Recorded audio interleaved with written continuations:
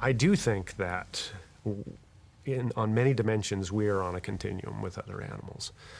But there's one little property that I like to hang my hat on. It's meta-representation.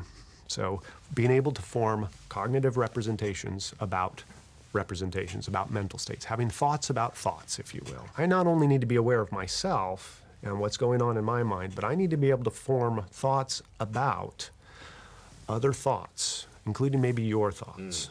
And then what can I do with that? Well, that changes the way I communicate with you, because instead of me just trying to get you to behave in a different way, I can try to change your ideas, and I can be deliberate about it, which means I can teach. It means we can collaborate together on projects, because you and I can be sure that we're sharing the same vision, because we are meta-representing that vision for an outcome. It also enables us to have religion, because you and I can be sure that we have the same beliefs about a third party, in this case a God, for instance. Some would say that the meta-representational capacity that we have is not fundamental, but language is fundamental, because you can't do the meta-representational without the language. I think it actually might be the other way around. So when we talk to our dogs, we say sit, and it sits. In fact, some very clever dogs can be trained hundreds, thousands of different complex commands. But notice they're always modifying their behavior to our commands. But humans seem to do something special with language, and that's they try to change each other's mental states, right? When I talk to my child, I don't say sit. Okay, sometimes I say sit.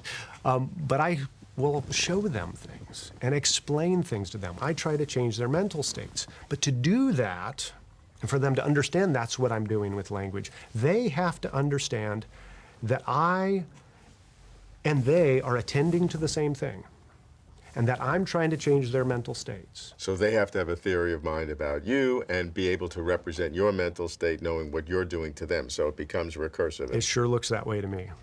And so, yeah, I think that some rudimentary language probably doesn't need that kind of advanced theory of mind. But that advanced theory of mind takes language to a new place. If the mechanism for the generation of this cognitive capacity of meta-representation is not only language, what generates it? I think this is one that we're still exploring. It sure doesn't seem like it's necessary, though, for children to form a linguistic representation of other people's mental states. It might be an image, for instance, for me to understand what you're looking at, for instance, and be able to sort of inspect it in my mind. If that's the case, then this meta-representation has some fundamental value of itself if it cannot be reduced to only language. Well, that'd be the line that I push, but I know I'm on controversial ground here. But I do take heart from examples like Helen Keller and some of the clear, high-ordered sort of thinking she's doing without having the benefits of a full-blown linguistic communication system. So it's a fascinating possibility, at least I think. Now, certainly one that needs a lot more research to back it up. But this is the million-dollar question. How are we different from other species? Well, it's bound to be a handful of things, but meta-representational ability sure looks like a promising place to look.